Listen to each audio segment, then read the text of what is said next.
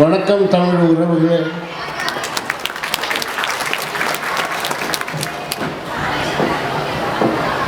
என்னுடைய வாழ்நாளில் என் வயதுக்கு குறைவாக இருந்தாலும் கூட நான் தலைவராக ஏற்றுக்கொண்டிருக்கின்ற செந்தமிழன் சீமான் அவர்கள்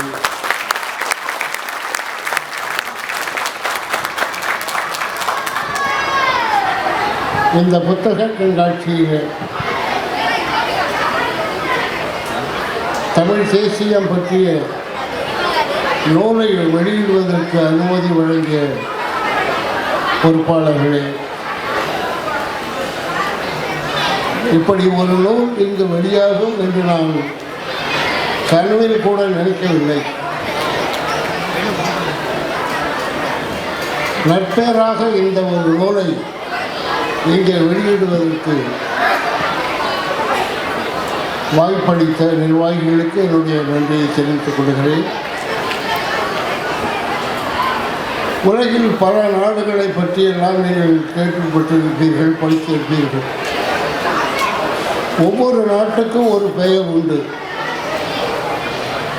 அந்த பெயர் காரண பெயராகவும் இருக்கலாம், அல்லது தற்செயலாக சூட்டப்பட்ட பெயராகவும் இருக்கலாம். சிந்து முதல் இமய முதல் கடல் கொள்ளாத நாட்டை நாவலந்தேயம் என்று தமிழர்கள் பெயரிட்டார்கள். இந்தியாவிற்கு முதலில் பெயரை சூடியவர்களே தமிழர்கள் தான். நாவலந்தேயம் என்பதற்கு ஒரு மொழியே பேசப்படுகின்ற நாடு என்று பொருள். அந்த ஒரு மொழி எது என்றால் தமிழ்தான். ஒவ்வொரு நாட்டை பற்றியும் பல செய்திகளை பலர் கூறுவார்கள். தமிழ்நாடு, தமிழகம் என்ற பெயரெல்லாம் அண்மை காலத்திலே வைக்கப்பட்ட பெயர்களாகத்தான் இருக்கும் என்று நான் கருதுகிறேன். அப்படியானால் அதற்கு முன்பு இந்த நாட்டிற்கு என்ன பெயர் வைத்தார்கள், யார் பெயர் வைத்தார்கள் என்று பார்க்கின்ற போது தேயம் என்ற சொல் அங்குதான் வருகிறது. தேயம் என்ற சொல் பேச்சு வழக்கிலே தேசம் என்று வந்து பின்னர் தேசியம் என்று இன்று எல்லோராலும் அழைக்கப்படுகின்றது. தொல்காப்பியர் தமிழ்நாட்டை அறிவன் தேயம் என்று அழைத்தார். காடுகள் சூழ்ந்ததல்ல, ஆறுகள் சூழ்ந்ததல்ல, இயற்கை வளங்கள் சூழ்ந்ததல்ல, செல்வங்கள் சூழ்ந்ததல்ல, அறிஞர்கள் சூழ்ந்த நாடு. அதனால் அதற்கு அறிவன் தேயம் என்று பெயரிட்டார். அந்த அறிவன் தேயம் என்ற பெயர் பிற்காலத்திலே மறுக்கப்பட்டது. அண்மையிலே சிலர் எழுதிய நூல்களை எல்லாம் நான் படித்து பார்க்கின்ற பொழுது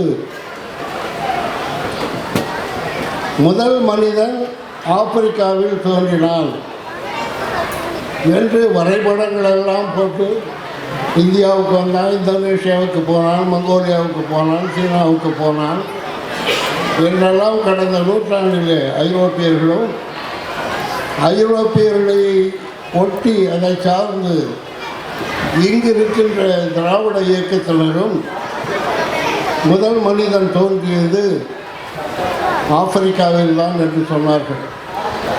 அண்மையில் கூட மோடி அவர்கள் தமிழ் ஒரு மூத்த மொழி என்று ஒப்புக்கொண்டார். முதல் மொழி என்று சொல்லவில்லை, மூத்த மொழி என்று ஒப்புக்கொண்டார். உலகில் மூத்த மொழி.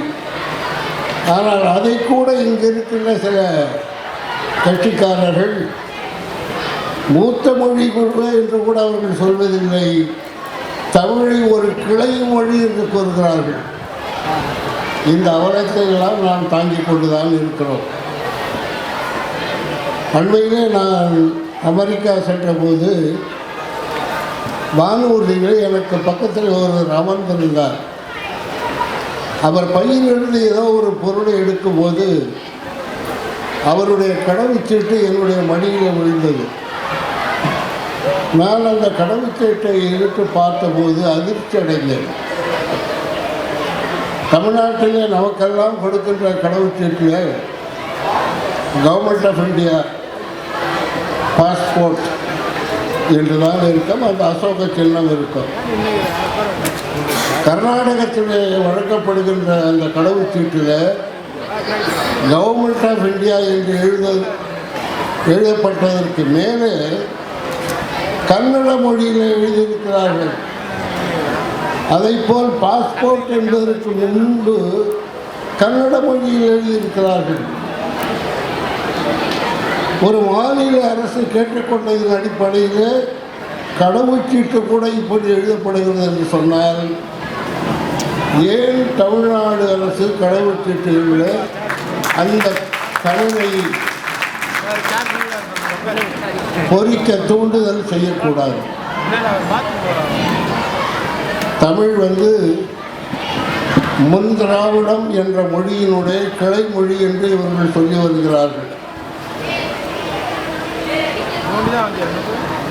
சாணக்கியர் அந்த காலத்தில் சொன்னார், ஒருவன் ஒரு பகையுடன் மட்டும்தான் ஒரு நேரத்திலே போரிட வேண்டும், பல பகைகளுடன் போரிடக்கூடாது என்று சொல்வார். நாம் இப்போது 4 பகைகளை ஒரே நேரத்திலே எதிர்த்து போரிட்டு கொண்டிருக்கிறோம். அந்த 3 பகைகளை நான் சொல்ல வேண்டியதில்லை, உங்களுக்கு தெரியும். அந்த 4வது பகை எது என்று சொன்னால்,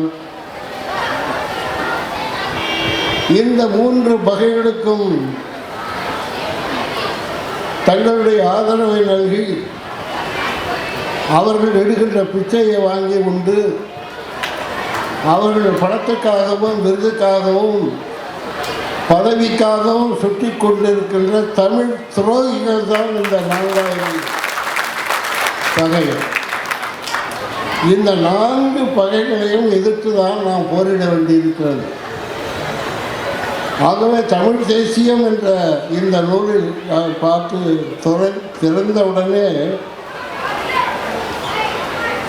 பேரறிஞர் தமிழரசன் அவருடைய கட்டுரை முதலில் இருந்தது. தமிழரசன் எனக்கு இனிய நண்பர். அவன் உயிரோடு வாழ்ந்திருந்தால் என்னுடைய அகவிதான் இருக்கும். 83 அகவி இருக்கும். இங்கே பேரரசன் தமிழரசன் என்று போட்டிருந்ததை பார்த்து நான் உணர்ச்சி வயப்பட்டேன். அக்காலத்திலே நான் தமிழரசனோடு பழகிய காலத்திலால் இப்படி ஒரு பேரறிஞன் என்ற ஒரு பட்டத்தை எதிர்காலத்திலே எங்களுக்கு சூட்டுவார்கள் என்று நான் கனவு கூட எதிர்பார்க்கவில்லை.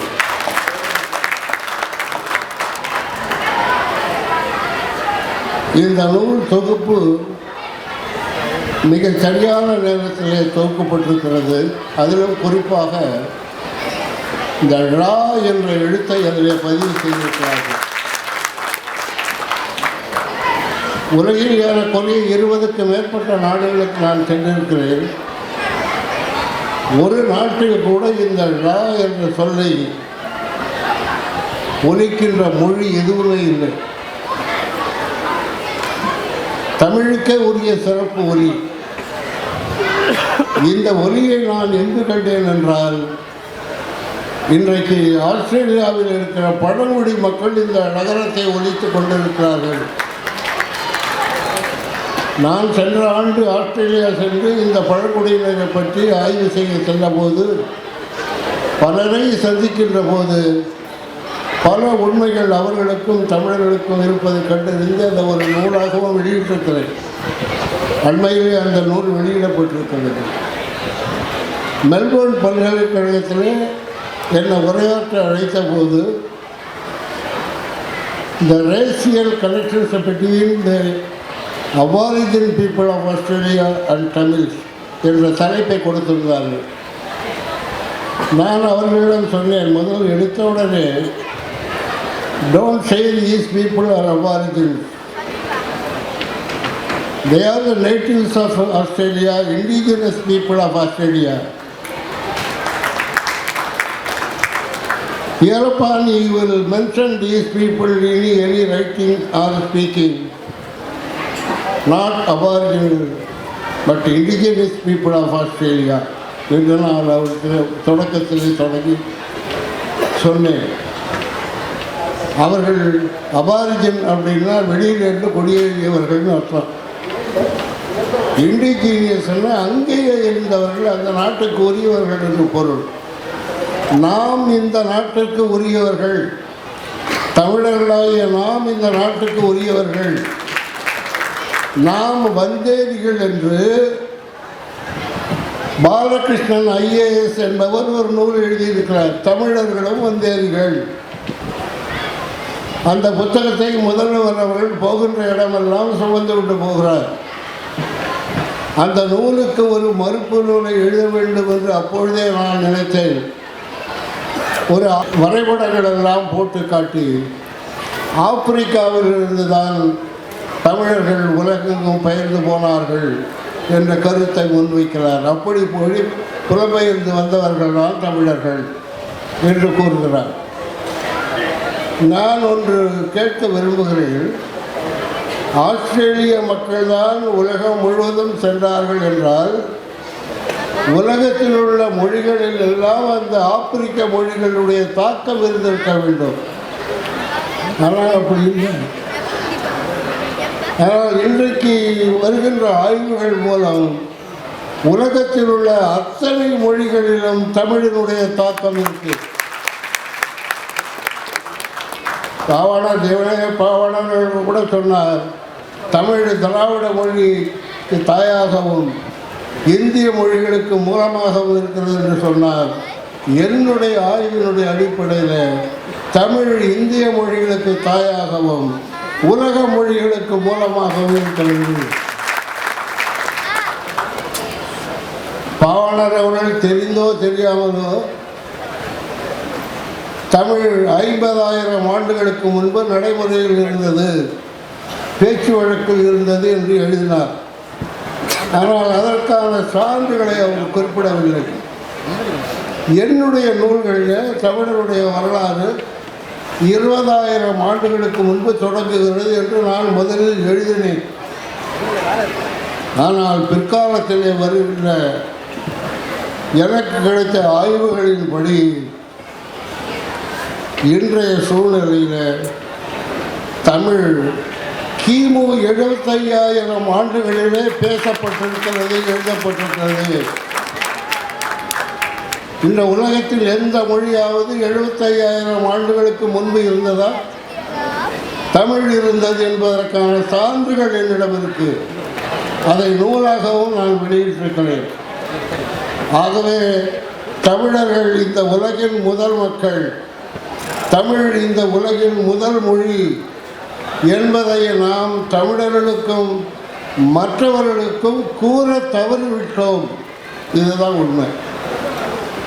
ஆக நாம் தவறவிட்ட அந்த பணியை மிகச்சிறப்பாக சீமான் அவர்கள் கடந்த 10 ஆண்டுகளாக செய்து கொண்டிருக்கிறார். அவருடைய பணி வெல்லும் என்பதை காலம் விரைவாக சொல்லும். வணக்கம்.